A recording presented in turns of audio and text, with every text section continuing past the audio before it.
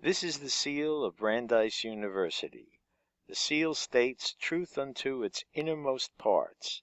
As we all know, the truth has its attractive components as well as its unattractive elements. Nevertheless, it's still the truth. Using this concept of delving into the truth, let's explore the Muslim Brotherhood and the many faces it presents to many people.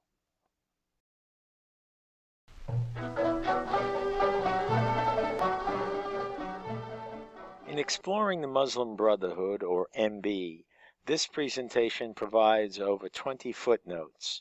Here you see footnote 1. This refers to the history of the Muslim Brotherhood by Michel Payson, which is the initial source for this talk.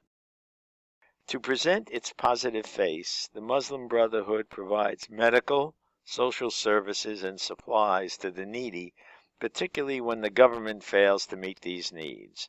This also includes teaching the illiterate.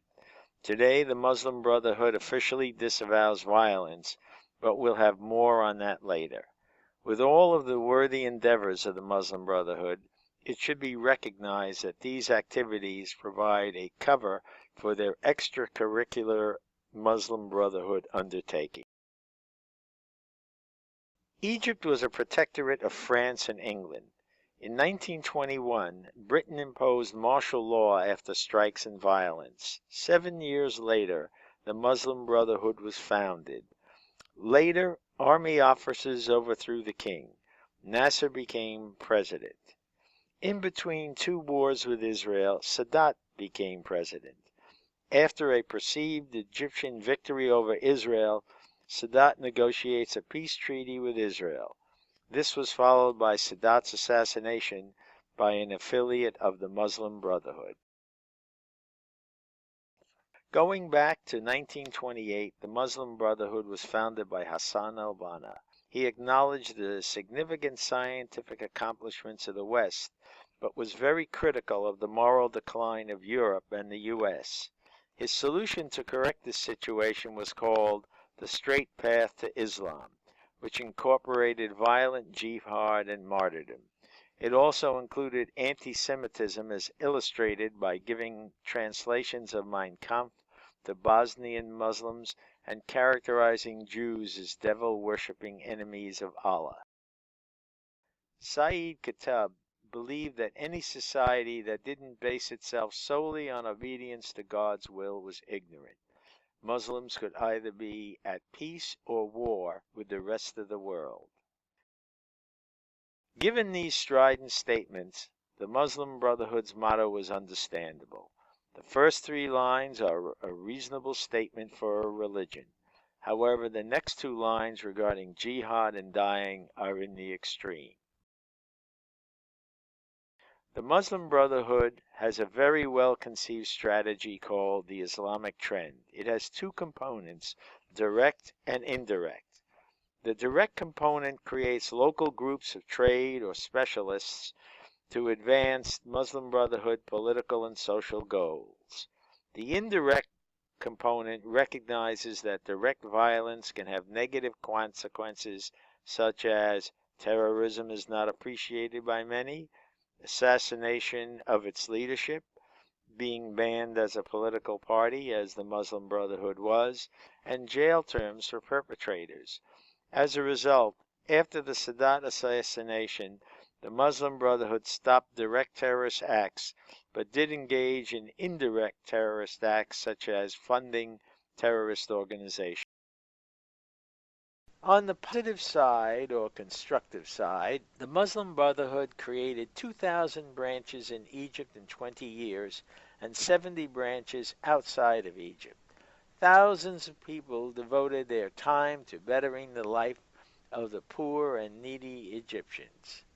On the negative side, the government of Egypt took over 40,000 mosques in order to control the religious message being given to the people.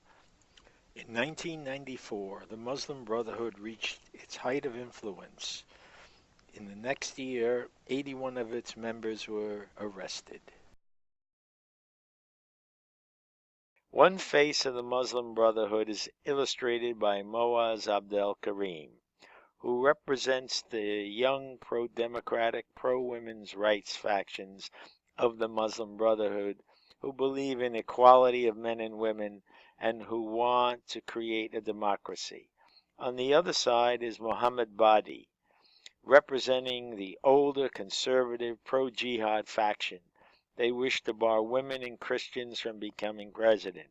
And regardless of the form of government, they want a Muslim board to oversee the state. But even this board cannot overrule Sharia law. Now let's travel to the U.S. and explore the Muslim Brotherhood in America. This is the logo of the Muslim Brotherhood's English-speaking website.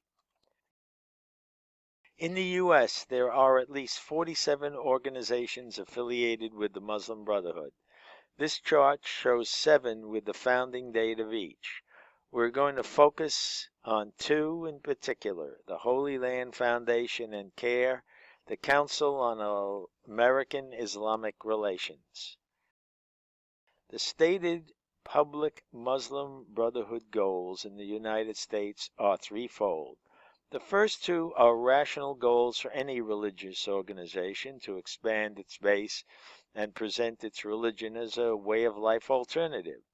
The third goal of creating a global Islamic state is more problematic as it diminishes the role of America as a state with its own laws and institutions. The darker face of the Muslim Brotherhood is exemplified by Mr. Royer, who was convicted of terrorist charges. The Muslim Brotherhood has a written strategic plan for the U.S. The next slide summarizes a key component of that originally non-public plan. This strategy was discovered as part of the trial in 2008 of the Holy Land Foundation, a Muslim Brotherhood affiliate, where the organization and individuals were found guilty of supporting a foreign terrorist organization. The verdict was upheld by the Supreme Court. The first part of the Muslim Brotherhood strategic statement defines the process that the Muslim Brotherhood will use, jihad. And to eliminate any ambiguity, they qualify jihad with the phrase, with all the word means. Secondly, they expand the jihad concept to grand jihad to eliminate and destroy Western civilization from within. Thirdly, the people who will perform this destruction are to be both the people of the West and the believers. And lastly, the goal is restated as eliminating Western civilization and making Islam victorious over all other religions. The answer to the question of whether the Muslim Brotherhood supports terrorists was provided by the U.S. Fourth Circuit Court of Appeals, in which it ruled that since CARE's founding as a Muslim Brotherhood affiliate, it conspired with other Muslim Brotherhood affiliates to support terrorists. In summarizing the dark and supremacist side of the Muslim Brotherhood, a person who left the Muslim Brotherhood in 1998 observed that the Muslim Brotherhood has this idea that Muslims come first, not that humans come first.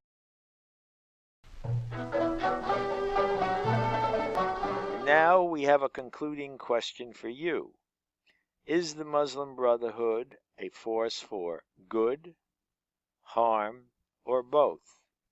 The question is too important not to answer.